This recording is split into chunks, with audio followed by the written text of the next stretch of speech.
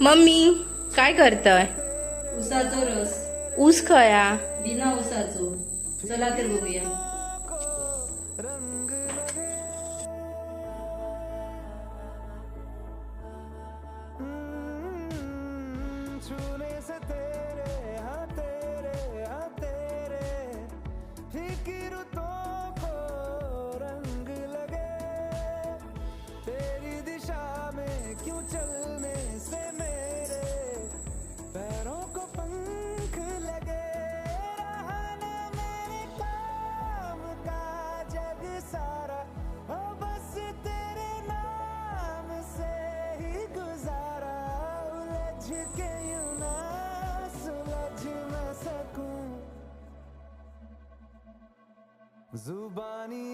तयार असा उसाचो रस.